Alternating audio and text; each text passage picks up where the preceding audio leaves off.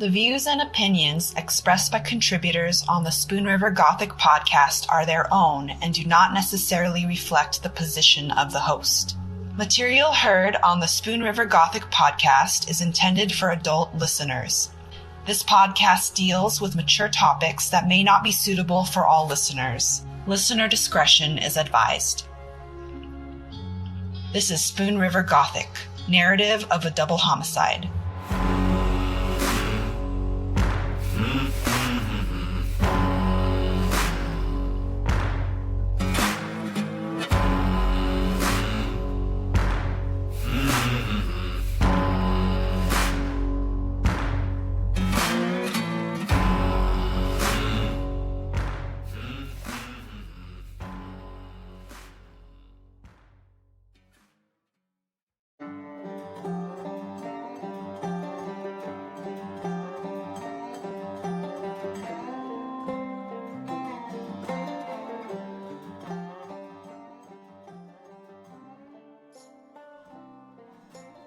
There is no hunting like the hunting of man, and those who have hunted men long enough and liked it never care for anything else thereafter.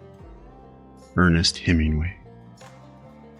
That carnal tremble of the mortal coil, primal satisfaction, the kill clenched in the jaw, that building tension both relieved and taken upon to embrace the flesh of prey. The excitement felt when seized upon that which is challenging to clutch. A romance. That strange sensation of expectation mixed with fright as we become entrapped in the thrill of the hunt.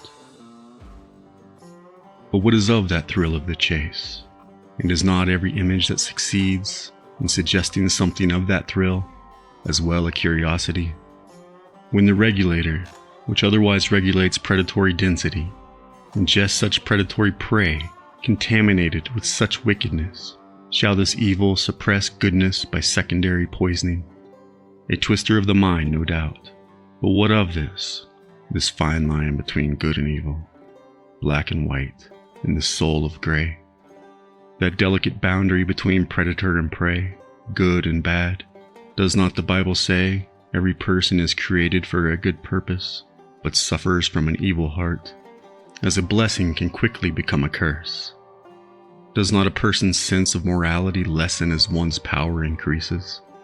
While good apples weed out the bad, cannot one sole lousy apple spoil the bunch? And what is that difference between good for something and good in itself? Aren't we all children of God, born pure and good? And is it right to say there are no such people as good or bad? Only good and bad behaviors after all. Is not good to sacrifice oneself to save another, while evil is to sacrifice others to save oneself? But what of the nature of behavior, that act of natural phenomena, but how one conducts oneself, especially toward others? That way in which an animal person acts in response to a particular situation or stimuli, that which rouses energy in someone, a spur or incentive?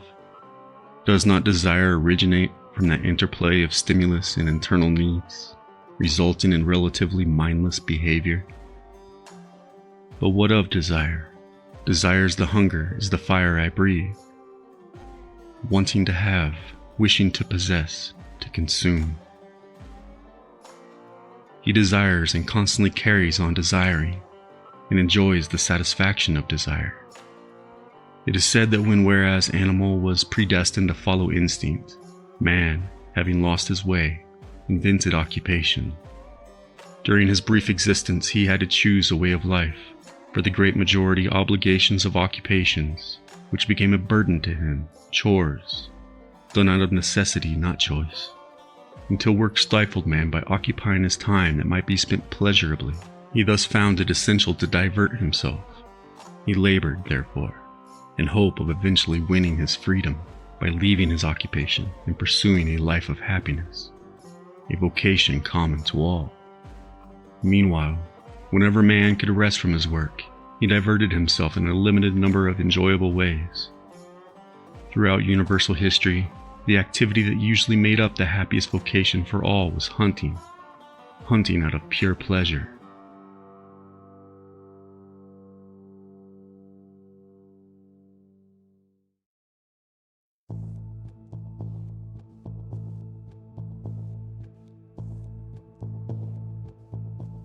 But before hunting, one must learn how to hunt. First, decide on your preferred game. The game you choose to hunt will influence the methods you employ while hunting, the kind of weapon or trap you use, and where it will be best for you to pursue. Second, research effective hunting tools. You won't need an elephant gun to hunt a pheasant. Research the best weapon best suited for the species you have chosen to pursue. Thirdly, talk to someone with hunting experience. If not a father and uncle, ask amongst family, friends, neighbors, and like minds questions you have about hunting. You might say, I don't have much hunting experience, but I really like nature and I could benefit from the nutrients in venison. Could you tell me a little bit more about deer hunting? And don't forget your local library and Google. Fourthly, investigate state and local restrictions and regulations. Depending on where you live, how rural or urban the area is, and the local culture, there can be significant differences in the legal definitions of various kinds of game and the acceptable weapons you can use to hunt. Know the laws, jurisdiction, consequences, and sentencing guidelines. Fifthly, look into hunting tactics for your game. The proper approach will give you even more enjoyment from the sport by offering you the most reasonable chance for success on your hunt. Some common hunting tactics include hunting from blinds, tree stands, stalking, or driving prey from cover within a group, such as pursuing deer with hounds. A successful bird hunter must find a feeding area or watering hole. Waterways will suffice. Sure, small game like rabbits and squirrels may be tracked using dogs. Beagles are a favorite. But some smaller breeds are easier to trap. But again, check the rules and regulations. 6. Prepare your hunt. Put together a kit and choose your tactic. There will be different methods for hunting the game you choose as prey, ambush or stalking as mentioned. You must first research your mark to decide upon the most effective style. Practice your tactic and try exercising stalking. Wait in the shadows, behind a tree. Watch your prey, know your quarry. Observe how they behave. Go unseen but follow. Get close. Close enough to make the kill, but wait, get it right. Next, choose a location. Your prey will likely have an ideal habitat. Here you will have a better chance of finding your game while you hunt. Research the perfect habitat of your prey, paying attention to notes about migration and yearly changes in behavior. And find some locations near you where you can hunt your game. Become familiar with your weapon. You will need enough knockdown power for a quick and clean kill, but not so much as to do extensive damage to the meat. Give yourself the advantage of sight, but as mentioned, stay out of sight. Practice again and familiarize yourself with the terrain. Check the weather and gather your supplies. Understand time as a factor and begin at an appropriate hour. Enter the hunting grounds as quietly as possible. Observe your surroundings. Be mindful of your scent. Identify your target and be sure of your target. And go for a clean kill. And lastly, be prepared to track and dispatch a wounded animal. Now enjoy the capture of your prey, the thrill of the hunt, and after the kill, keep the antlers as a trophy or what have you, and relish in delicious meat. And when the adrenaline wears off and your belly is full, and you find yourself sleepy, exhausted, and ready to snooze, do not be surprised if you awake to an empty belly roaring and a sense of feeling down and out, now that the thrill is gone.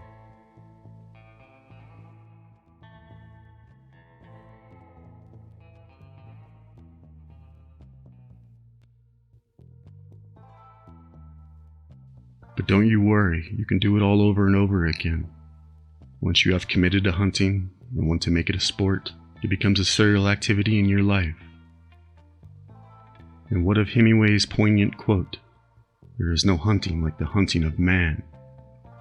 And what better way to understand that complex psychology of the nature of hunting man than to take a brief look at the serial killer and their methods and those steps and stages of their own. Be it a different game hunted, a different type of meat. Hunting is hunting after all.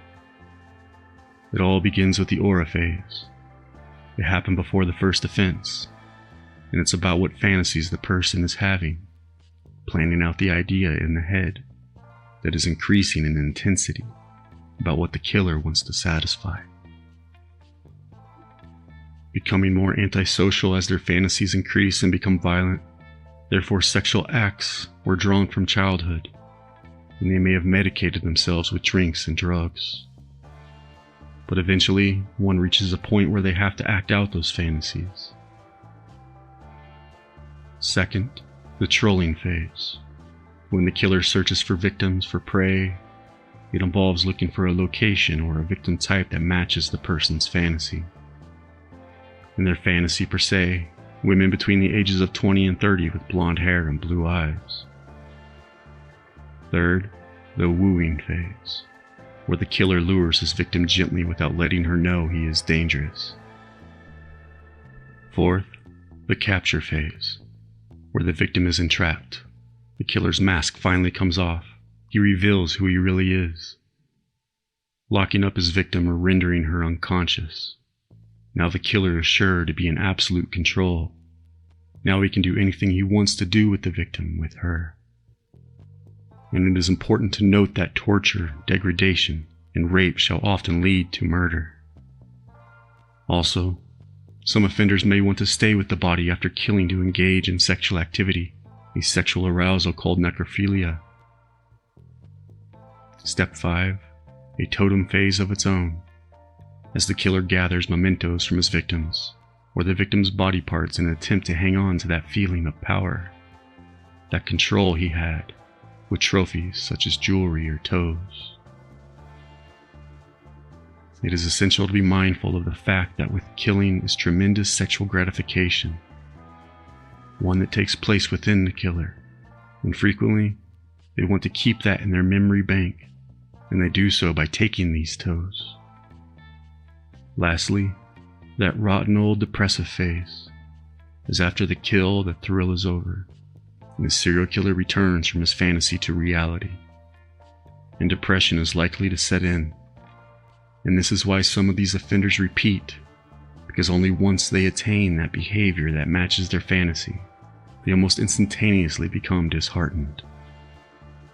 An example of a kind of letdown: it wasn't as good as I thought it was, or it wasn't what I had hoped for, or I didn't use that mechanism, that object, the way I had wanted to, because I didn't have enough time. These negative ruminations often feed the subsequent preparation for the next behavioral act to occur, to meet one's fantasy further. And now, the time has come to face that lingering question in the back of my own mind. One that must be asked. What of that fine line between cop and killer? Both hunters, after all.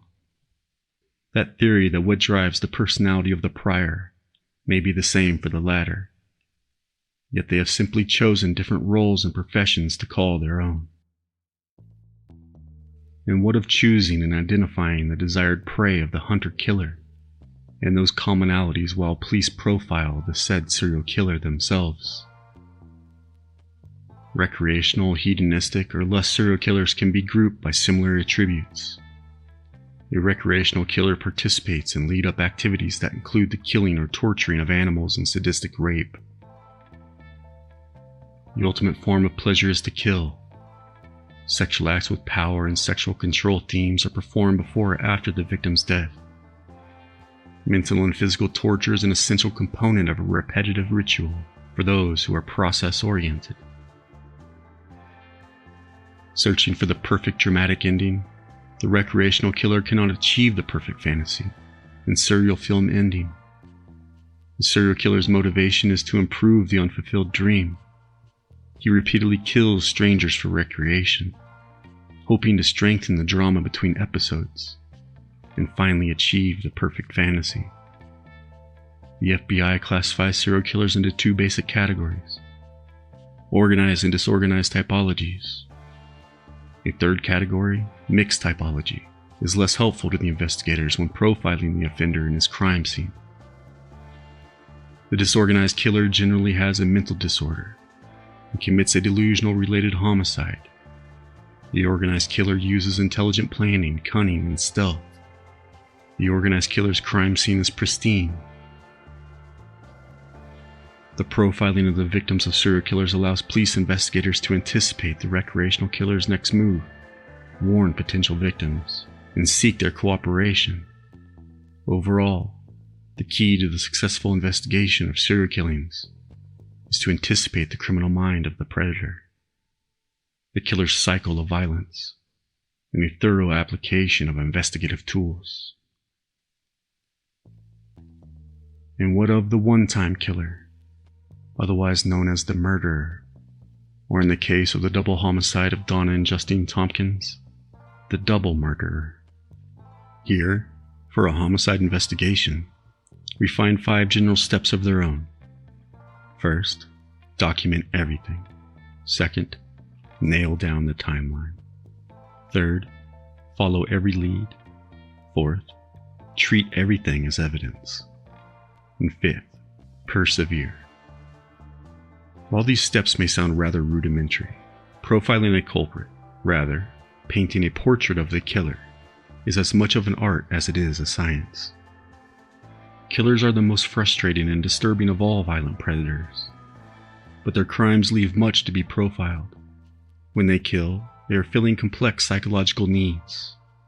Sometimes they may steal when they kill, but I can tell you that homicide motivations are in their heads, not in their wallets.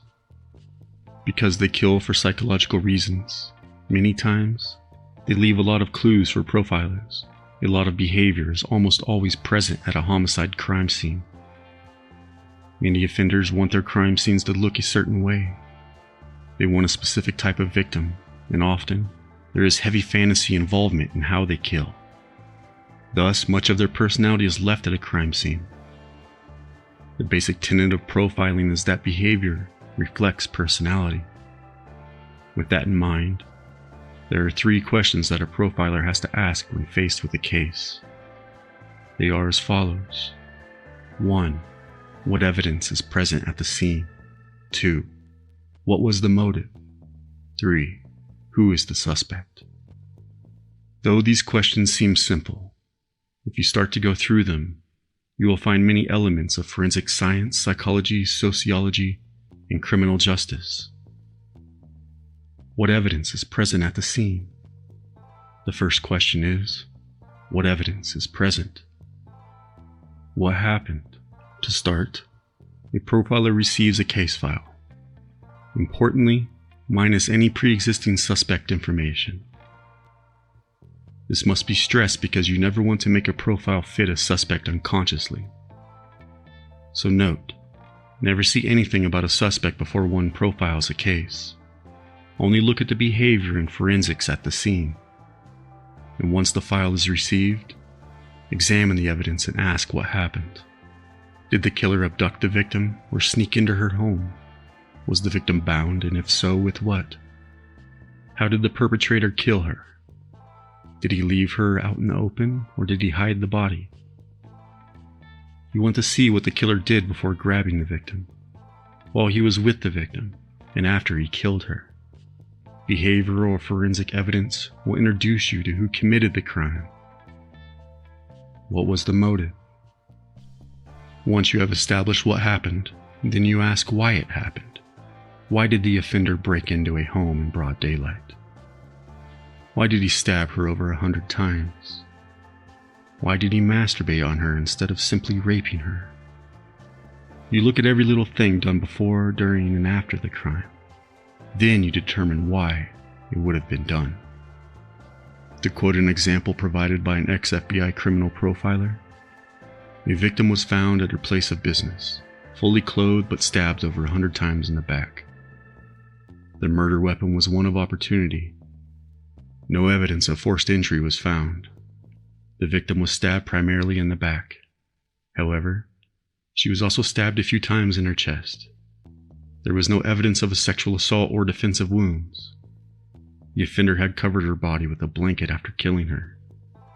There was a partially smudged palm print found at the scene. there was a strand of brown hair mixed in with blood.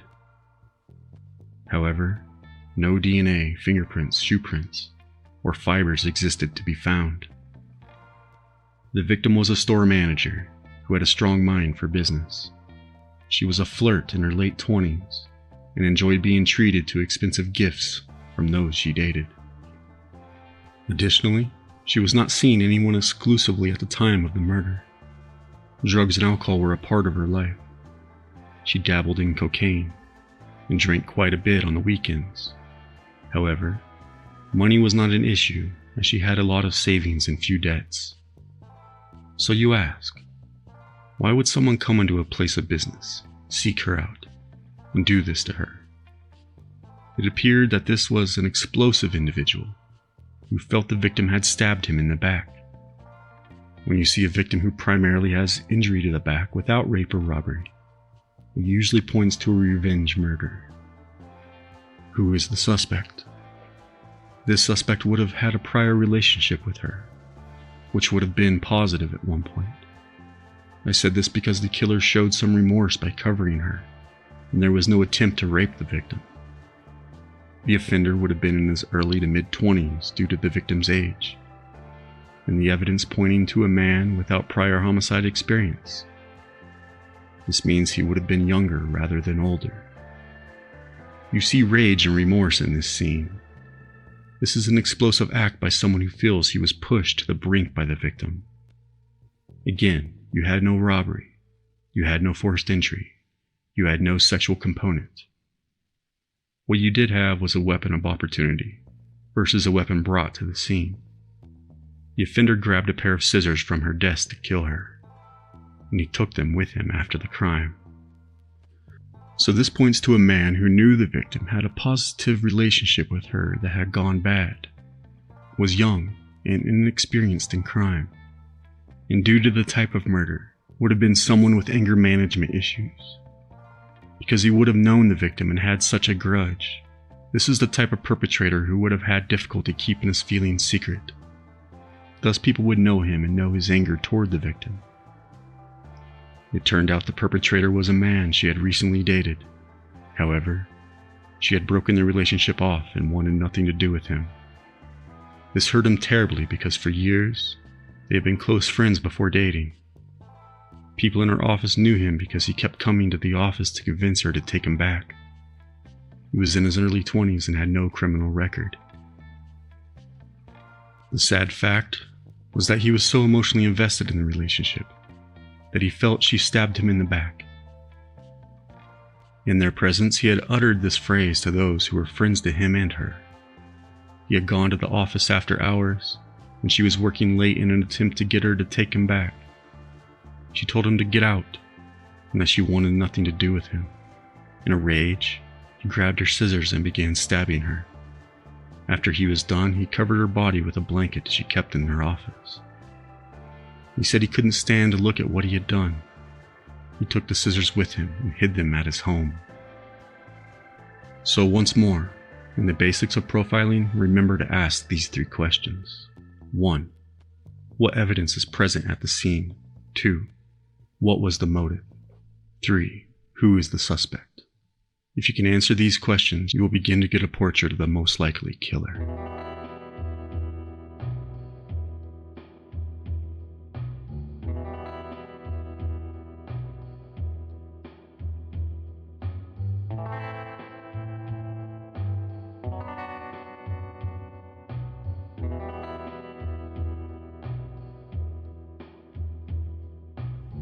As investigators on the Tompkins case evolved 6 months after the double homicide, what catches my attention is that investigative efforts had quickly commenced towards painting a portrait of the prime suspect, Donnie Bull, primarily based on first and second-hand accounts of his past and sorts, running the string forward from that undoubtedly disturbed past of Donnie's to the date of January 3rd, 1993.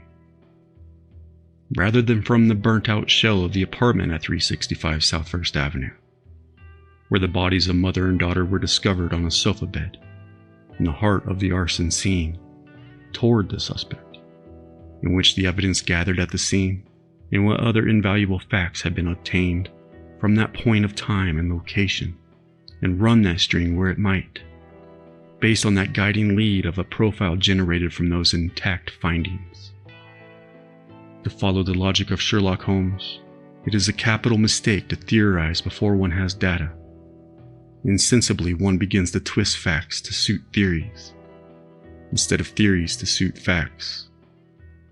Rather, when you have eliminated the impossible, whatever remains, however improbable, must be the truth. But let us take a step back to that first line of the first quote. It is a capital mistake to theorize before one has data. So what of this missing data?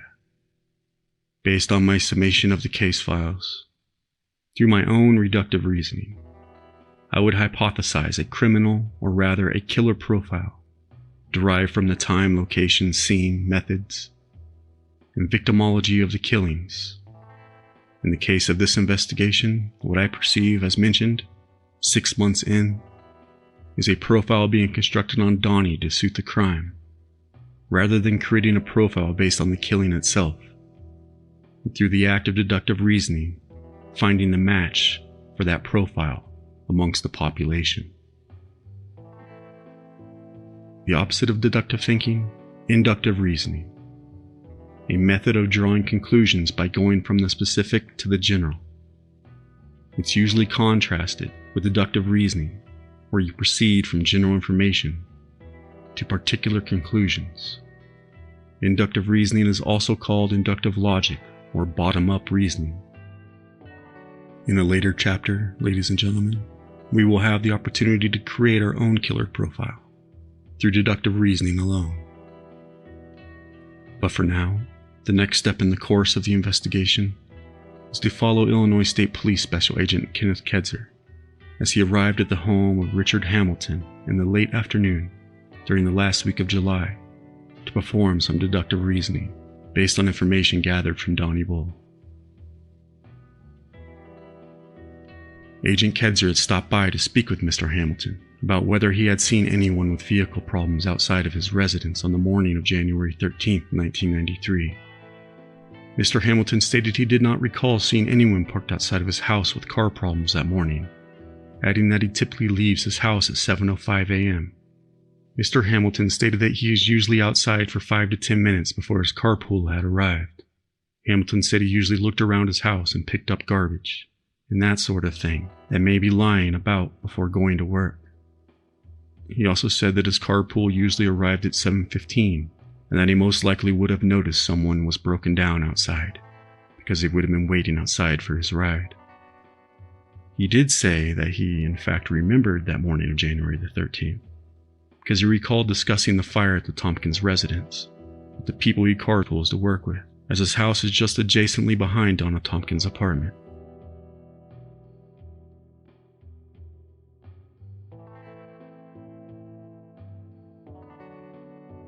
Next, Special Agent Kedzer made his way to the home of the Price family, and settling in, Agent Kedzer followed up with Iona, asking her if she had worked at the Elks on January 10, 1993, for the Kmart Christmas party, and Iona stated that she and Donna had both worked at the Elks that night.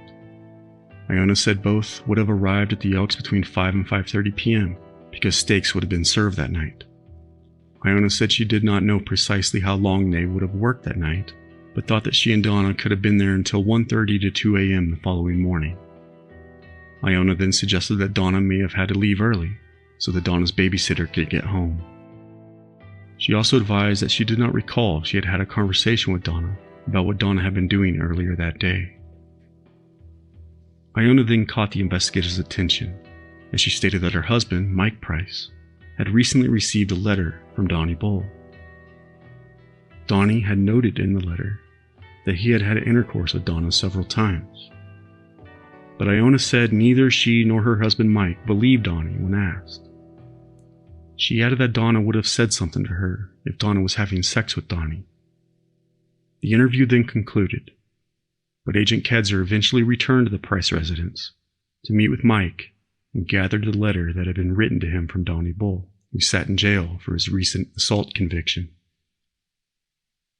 As the agent read the letter, Mike pointed out that Donnie stated that he was with Donna Tompkins the weekend before her death. At this point, the investigation, which had temporarily shrugged off the tunnel vision that had been taking shape, it slightly shifted back into a course of inductive reasoning, conscious or not, as further evaluation of Donnie's character was further sought from his friend, Russell Stufflebeam. It is important to note that while gathering data to paint a picture of a suspect is not in terms inductive alone, what potentially makes it such is my suspicion that a criminal profile had never been constructed based on the time, place, scene, victimology, and method alone, in which to compare the profile put together on Donnie.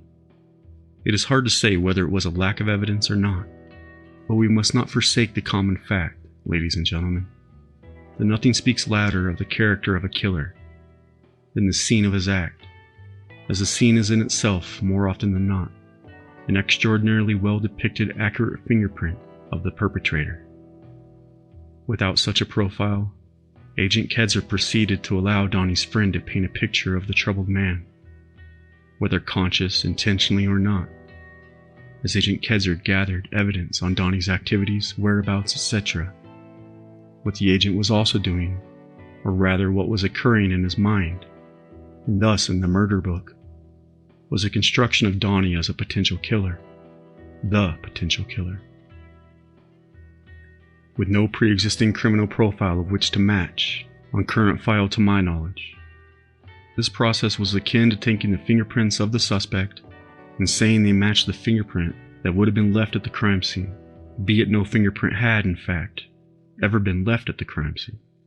Or more accurately, it may be wise to use the analogy, taking Donnie's portrait and then stating that anyone who might leave a crime scene in this manner would look like this guy over here. This face. This is the face of a killer, particularly the face of the killer. Again, it is inductive, painting a portrait to fit the scene, shaping the theory to fit the facts. While doing so, Agent Kedzer joined up with Canton Police Detective Marty Boughton, and the two met up with Russell Stufflebeam at his home on the 2nd of August at 2:14 p.m. Russell told the agents that 6 or 7 weeks ago, he had also received a letter from Donnie Bull, thanking him for picking up his VW Beetle from his girlfriend Rochelle Hillmeyer's home. Russell stated that he had previously written Donnie a letter to tell him that he had picked up the bug because Russell had heard that Donnie wanted him to remove it from Rochelle's home. But he said that he no longer had possession of Donnie's letter. Ladies and gentlemen, this is the letter I had presented to you at the beginning of episode 42. Also, no, this letter had not accompanied the case file when we had obtained it. In fact, it was provided to us by Donnie's family, and they had received it from Donnie's clemency lawyer in the late 90s or early 2000s. How Donnie's lawyer obtained this letter is not exactly clear. But what is clear is that Russell stated that he did not remember if Donnie had said anything about Dawn in the letter he had written from jail. Special Agent Kedzer asked Russell if Donnie ever talked or wrote about having sex with Donna Tompkins. Russell said that the letter Donnie wrote would have been the only time Donnie had written about having sex with Donna, but he could not recall, adding that Donna had never spoken to him of having sex with Donna in the past. I can tell you, ladies and gentlemen, that the letter, in fact, had not spoken of Donnie having sex with Donna. What the letter had stated was, now the reason I haven't written was that I was informed that for everyone that I did write to from the Fulton County Jail, the cops would go and question them about what was in my letters, and question them about me and the bullshit they were trying to push off on me. Well, I guess since I quit writing to people, the cops started leaving people alone. But I am not really sure of that because, as I said, I wasn't writing, so no one was writing to me, letting me know what was going on. But tonight, I just said the hell with them cops, because I am not going to let them try and hold something over my head that I had no part in. I had nothing to do with any fire or about any kind of people dying, so the cops can kiss my ass. And what is evident is that no, the cops had not stopped questioning his friends and family about what was in his letters, and nor had they, in the words of Donnie, stopped questioning them about me and that bullshit they were trying to push off on me. And unbeknownst to him, only when his portrait was complete would they cease.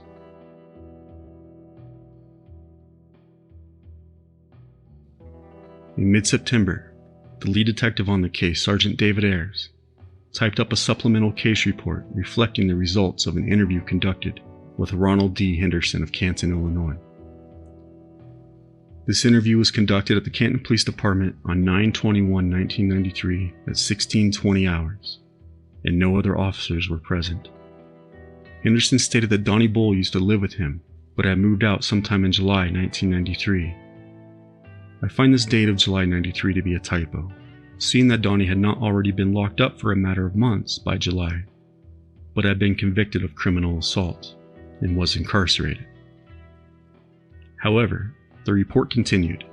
Bull had been working at Excel, but had quit paying his rent and was asked to leave. Henderson had observed Bull throw Jenny Brown around in a local bar. Bull had gotten into an argument and became physically aggressive and somewhat violent with her. Henderson did not recall where or when this altercation took place. The responding officer inquired if Bull liked to burn things or start fires, and was advised that the Henderson home had experienced a minor fire when Bull resided there. Henderson felt it had been a smoldering mattress, but Bull claimed it was a light socket, electrical failure. An alarm clock was sitting on a cardboard box next to the bed, and flames had troubled up in the wall. Henderson also stated that Bull studied up on rape. This opinion was formed by topics Bull talked about, read, and watched on television. During the time Bull was getting accused of raping his wife, Henderson felt that Bull was almost setting up the residence for police to investigate. Henderson said he was left a note by Bull, giving him the following directions. He was told not to empty the ashtrays, and not to move a certain towel or other objects he had placed out for detection. Henderson felt the note may have included more, but he could not recall anything else at the time. Henderson stated that he now believed that Bull had raped his wife and wondered if Rochelle's daughters were in danger while Bull was living there. Henderson also believed that Bull could have easily been involved with the Tompkins murders. Henderson didn't think their deaths would bother Bull at all. Reporting officer, signed Sergeant David L. Ayers.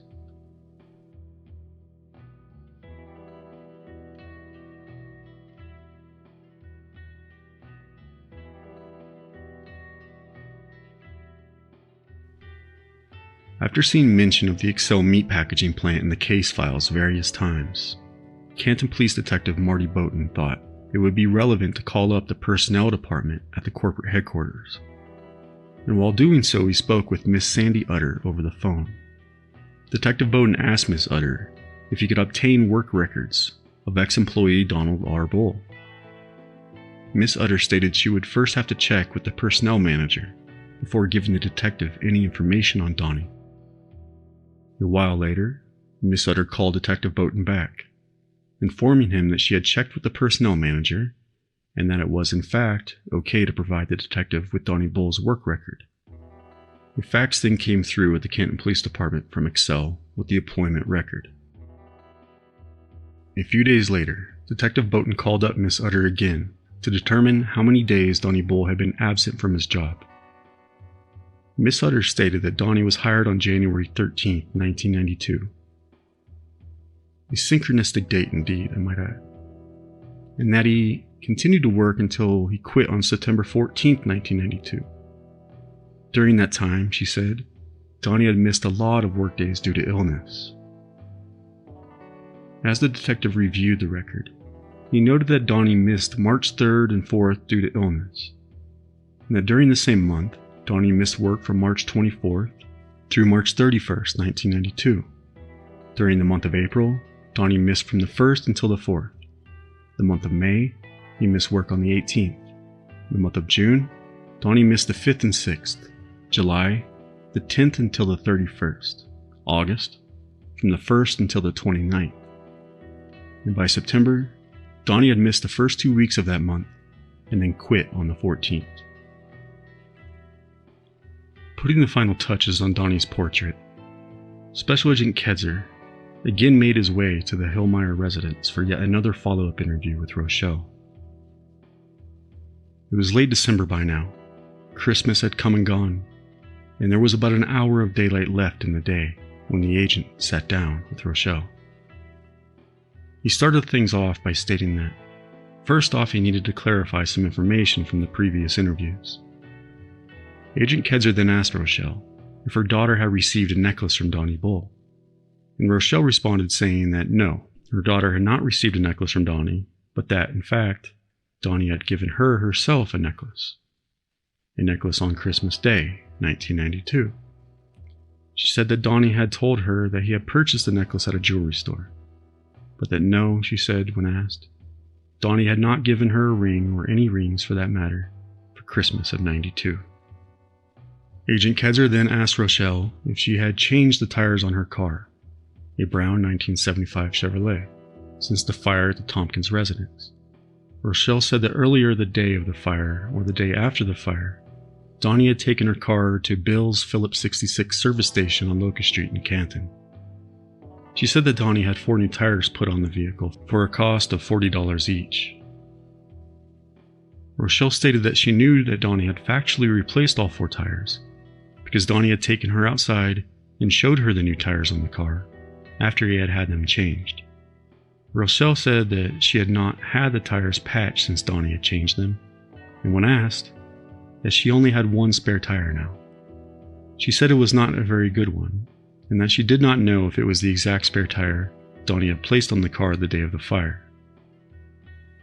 Agent Kedzer returned to Rochelle's the following day to collect a gold necklace and pendant, which Rochelle claimed she had received from Donnie on Christmas of '92. Agent Kedzer transferred the necklace and pendant to Canton Police Detective Marty Bowden.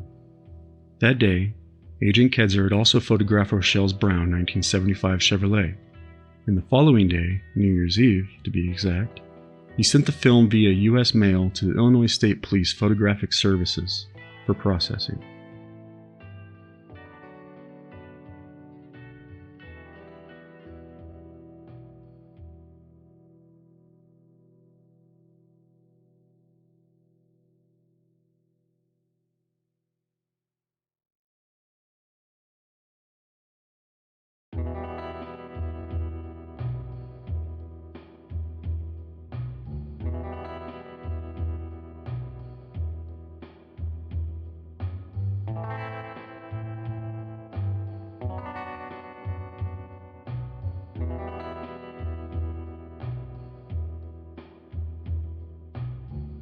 The holiday season over, January 5th, 1994.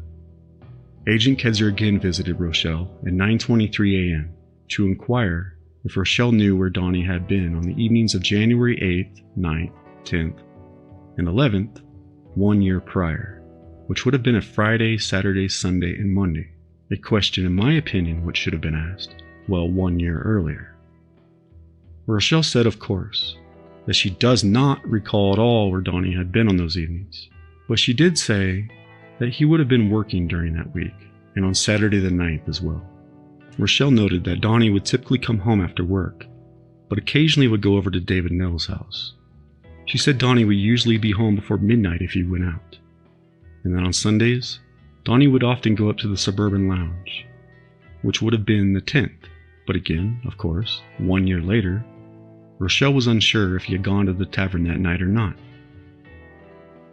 6 days later, and just 2 days before the 1 year anniversary of the fire that consumed the bodies of Donna and Justine Tompkins, Agent Kedzer and Detective Bowden met with Rochelle Hillmeyer's mother, Jacqueline J. Day, at the Canton Police Department for a follow-up interview at 9:10 a.m. Jacqueline told the officers that her daughter Rochelle was in fact her daughter. She then stated that her husband, Carl Day, was the actual owner of the brown 1975 Chevrolet that Rochelle drove. Jacqueline added that there had been an ongoing argument between herself and Rochelle over Donnie being allowed to drive the vehicle. Jacqueline told the officers that at around 7:30 a.m. on January 13, 1993, She had dropped her husband off at a co-worker's house in Canton. She said she then traveled northbound on South 2nd Avenue, past Rochelle's home, and noticed that Rochelle's car was not parked at her residence. Jacqueline said she turned west on Hickory Street and proceeded to Main Street. Jacqueline then said she turned north on Main and proceeded to Weyerco gas station where she purchased gas. Jacqueline told officers that it was her regular routine to cut through the alley on the northern perimeter of the Weyerco station and head east to 1st Avenue so that she could return to Rochelle's house. She said that when she drove through the alley, she observed Rochelle's car parked at the former Solwadell milk plant, and that the car was facing east and was on the west side of the milk plant. Okay, wait. Slam on the brakes, ladies and gentlemen of the jury. Where do I begin? Well, for one, the location of the alley is, well, more easily stated. At 1st Avenue, the alley running parallel to a set of tracks jogs to the opposite side of the tracks. And if one were to continue going straight, without making that jog, you'd end up driving directly into Donna Tompkins' yard, coming to a stop directly outside of her door. And the Solwadell milk plant sat there right on the corner. Jacqueline said that when she drove through the alley, she observed Rochelle's car parked at the former milk plant, that the car was facing east and was on the west side of the milk plant. The sole issue with this statement is that it was literally the polar opposite of her last statement made to the police. At this time, ladies and gentlemen, let us take a step back to that day of March 28, 1993, when Jacqueline Day said multiple times when asked on record that no, she had not seen the brown 1975 Chevrolet anywhere. I quote Jacqueline as saying, "I usually pick up my grandchildren from Rochelle's just before 8 a.m. on school days. Well, one kid has to be at the bus stop by 8, and then I drive the other to the high school. I remember clearly the day of the 13th, because after I delivered the kids, I went to Brown Snappy Service for coffee and then to the bank. After that, I returned to visit with my daughter. I was pretty angry with her because her car was gone. I pay for it, so I don't like anyone using it but her. After a short while, Donnie returned in the car and entered the house. As soon as he walked in, he told us there was a big house on 1st that was on fire, that there was a lot of smoke coming from it. Then we all stepped outside and could hear sirens from the emergency vehicles. And Donnie told us that he had seen a fire truck and an ambulance on his way home. Miss Day was asked by detectives if she happened to drive past Bork's scrapyard taking the kids to school that morning. She answered, "No, but I did go through the intersection of 2nd and Oak each way." And when asked, "Had you seen your daughter's car anywhere on the side of the road?" Jacqueline responded, "No, I did not see it anywhere around there, and I would have. I had my eyes out, seeing Donnie was out in it somewhere. But no, I did not see it anywhere." Now, a year later, Jacqueline had entirely changed her story concerning seeing the car parked near Donna's. Not only that, but she went on to detail the encounter, saying that she went so far as to park her car, exit her car, approach the brown Chevy, and take a good peek inside, but that she did not see anything or anyone inside the car, not Donnie sleeping, nothing, no one, nowhere. Jacqueline also stated that she checked out the tires really well, and no, they were not flat at all, no apparent damage to the tires, nor anywhere on the car. When asked precisely what time this had occurred, at what time she had been virtually standing just outside Donna's residence by the vehicle, which had been abandoned on the side of the icy road without a living soul around, she said it would have been around 7:30 and 7:45 a.m., approximately 1 hour before she had previously stated she was at her daughter's residence as Donnie had arrived, which I might add, both her granddaughters claimed she had not been, not until a while after Donnie had arrived. And additionally, I might add, 7:30, 7:45 is 15 to 30 minutes before the bank opens. Regardless, at this time, Donnie arrived home. Neither had Jacqueline questioned Donnie about why the car had been parked by the milk plant, nor had she mentioned anything to Rochelle, and later, nor has she told police. Not until now, 1 year later. Jacqueline then went on to tell the two officers. She then went back to Rochelle's, and after a while, which according to her first statement as mentioned, would have been nearly an hour later, Donnie came pulling into the drive. stating that there was a fire, smoke, and sirens at a gray house by the railroad tracks. Jacqueline then said that she had a friend who lived in a gray house near the railroad tracks, so she went to that area of the fire to check on her friend, and she noted to officers that the brown 1975 Chevrolet was at that time parked in Rochelle's driveway when she had departed. But what Jacqueline had not mentioned to officers was whether she had not only thought it odd that the gray house afire near the tracks was on the exact corner where she had just parked her car, exited her car, and checked out the tires on her daughter's car, nor had she mentioned this peculiarity to Rochelle, nor questioned Donnie as to why exactly he had been at that location of the supposed fire just 1 hour earlier. Jacqueline then said that when she saw that it was, in fact, not her friend's house that was burning, she turned west back past the milk plant and down the same alley to the Werico station where she had earlier gotten gas, stating, no, the brown 1975 Chevrolet was no longer parked by the milk plant. Well, of course. She had just stated it was firmly parked in her daughter's driveway when she had exited the house, to come check to be sure it was not her friend's home that was burning. Luckily for Jacqueline, it was only the home of Donna Tompkins and her 3-year-old daughter Justine. Finally, when asked, Jacqueline stated that she had not previously provided this information to police because she did not realize the significance of Rochelle's car being parked near the Tompkins residence. And the interview concluded at 9:51 in the a.m.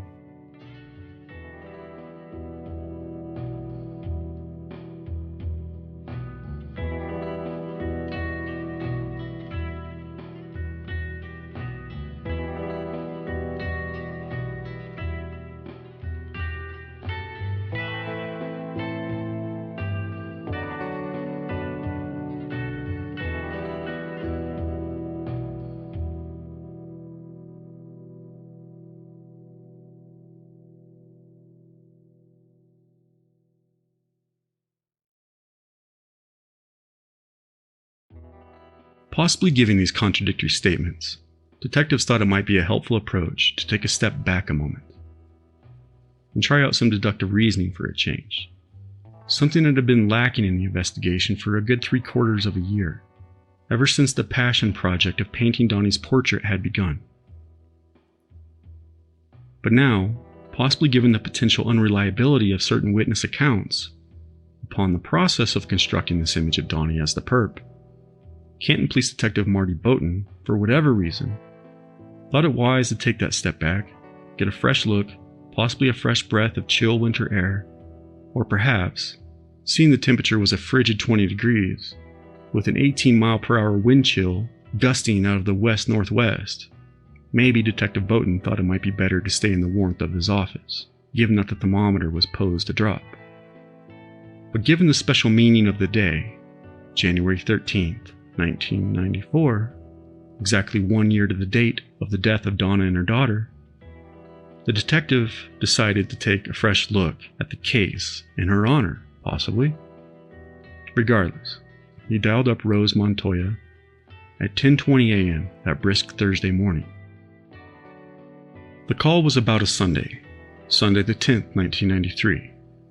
Seeing Donna was a lifelong and devout Italian Catholic. Detective Bowden asked Rose what he had on his mind, whether she had remembered seeing Donna and Justine on that Sunday before the fire.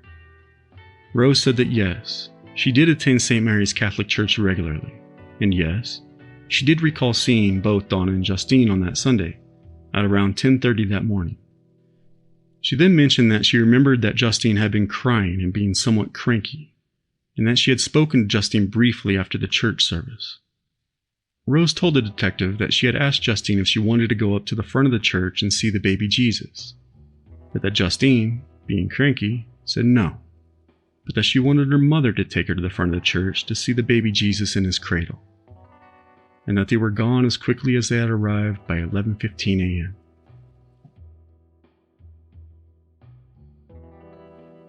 Detective Bowden, embracing this of his own investigation into the death of mother and daughter, thought to try one more time to put one last oomph into eliminating the impossible in order to determine what possibilities might remain.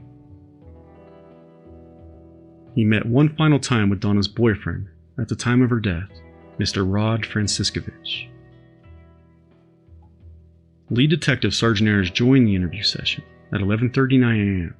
and the officer asked Rod if he believed he and Donna had been close enough that they were absolutely not dating any other people. Rod responded by saying that he was confident Donna was not seeing anyone else and that they were very close and even becoming closer as time passed.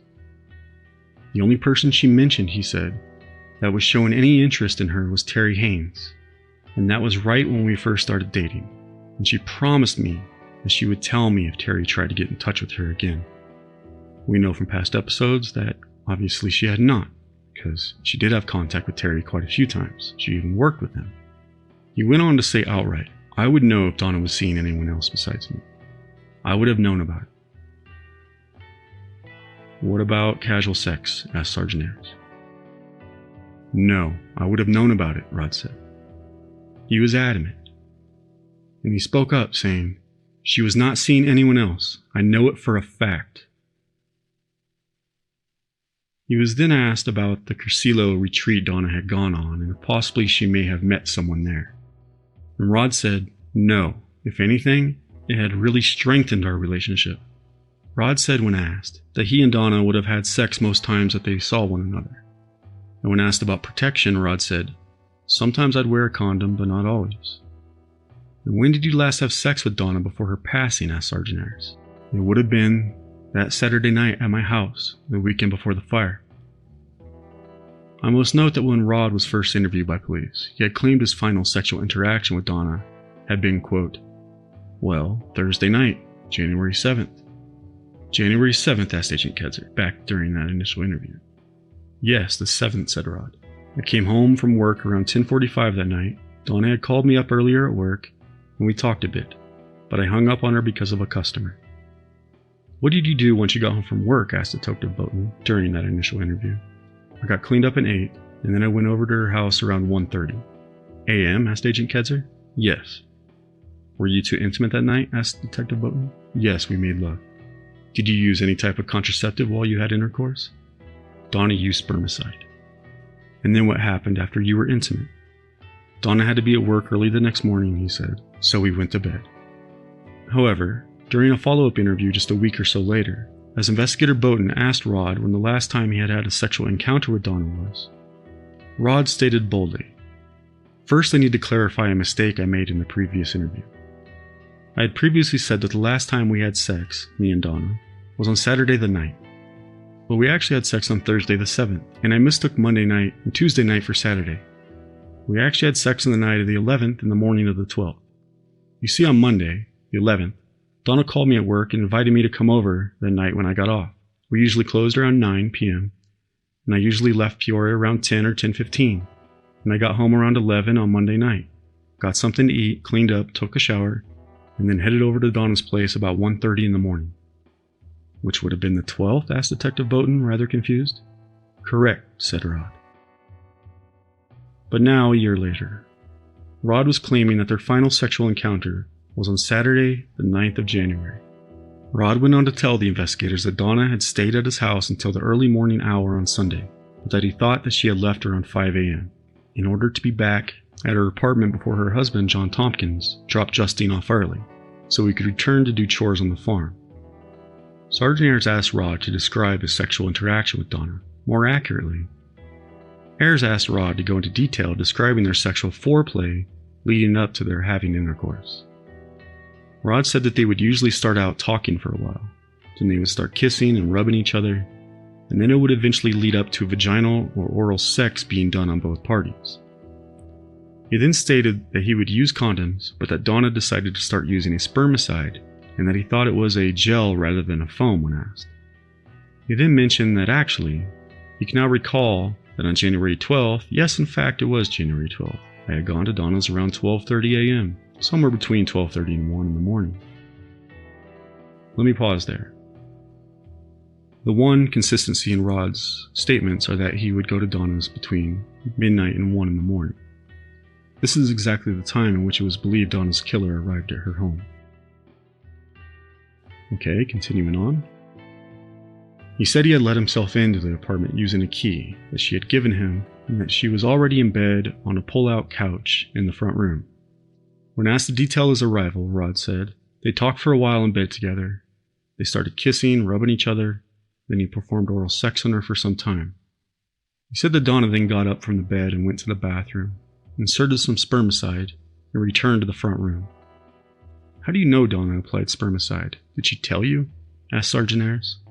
And Rod replied that he had noticed that he had felt a gel substance as he placed his penis into her vagina, adding, I guess I just assumed that is why she got up and went to the bathroom. And when we were having sex, it felt slick, I guess. Slicker than usual. More than usual, I would say. He then mentioned that he thought that Donna had just purchased spermicide recently, because they had an accident one time. Rod went on to explain that they had had sex on one occasion in which he accidentally ejaculated inside of her vagina. And she got really upset, he said. She didn't want to have another child. Donna was very adamant about that. She did not want to get pregnant. One would think this would be an opportune time to ask Rod how he felt about Donna not wanting to have another child, given his belief that the relationship was evolving and that they were getting closer and closer as time went by. Still, the question was unfortunately forsaken, and Rod continued on to say that they had sex for several minutes, but that he did not ejaculate inside of her this time, but that she did perform oral sex on him until he did eventually ejaculate inside of her mouth. And then we went to sleep, he said. Do you recall if Donna went to the bathroom again after you finished? I don't. Was it uncommon for Donna to go to the bathroom after? No, not really. Not to wash up, bathe, shower? No, not usually. When asked once more about the couple potentially seeing others on the side, Rod responded, Look, we had an understanding. We made a commitment that we were going to only be with each other and no one else.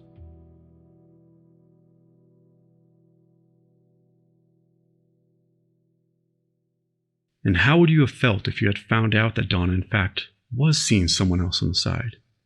That Donna was, in fact, sleeping with someone else? How would you have responded? Angrily? Violently? That question was never asked. Rod said that Donna came over to his house on Sunday the 10th of January, around 11:30 or 12, just after church, and that she brought her daughter Justine along. She left earlier that day, didn't stay long. She had to work a party at the Elks that night, he said. Are you aware if Donna would occasionally give anyone a ride home after her shift? He was asked. Not that I know of, he said. And back to the spermicide. Sergeant Ayres asked Rod again how he knew that Donna used spermicide, besides a slick sensation. And Rod said it was because he saw it in the bathroom medicine cabinet on the morning of the 12th as he was getting cleaned up that morning.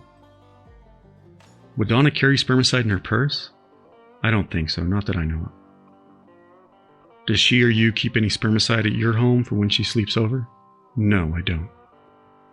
Rod was then asked by Detective Bowden if Donna kept the same telephone number when she moved to her current address, and he stated that he thought she had because he did not remember having to learn a new number. He also said that Donna had an answering machine that usually came on after 4 rings with a prepared message.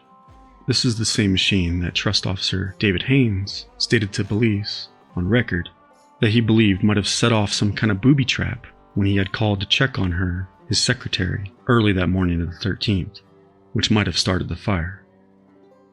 The fire he had discovered between 9:15 and 9:30 a.m. Detective Bowden went on to say, if there's anything else that comes to mind, Rod, please do not hesitate to get in touch with one of us. Sliding Rod 2 sets of business cards across the table in the now stuffy interview room. Yeah, sure, said Rod, and the interview concluded.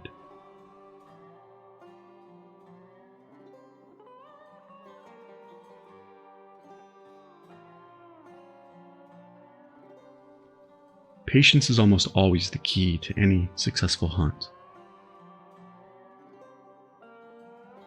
When hunting, it is important to realize that you haven't closed the deal until the prey is dead at your feet. And what of desire? He that can have patience can have what he will. Benjamin Franklin. I'm Corey Zimmerman, and this is Spoon River Gothic.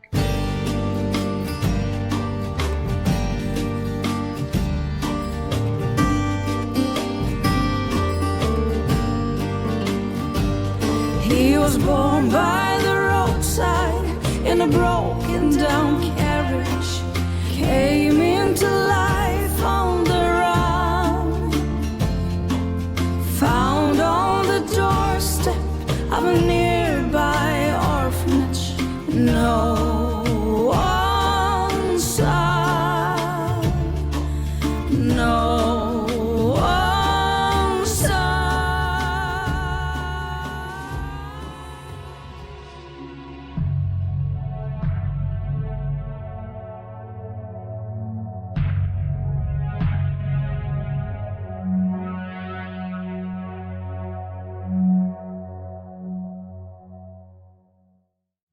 Spoon River Gothic is a production of Lone Bird Media in association with CZ Studio and Radio Verite.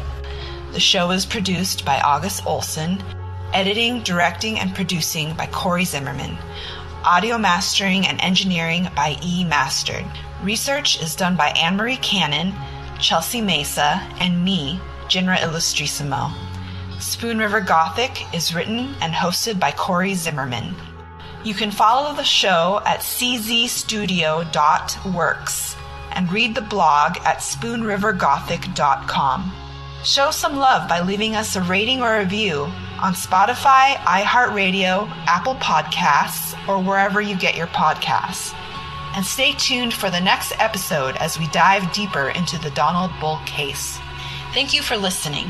This is Spoon River Gothic, narrative of a double homicide.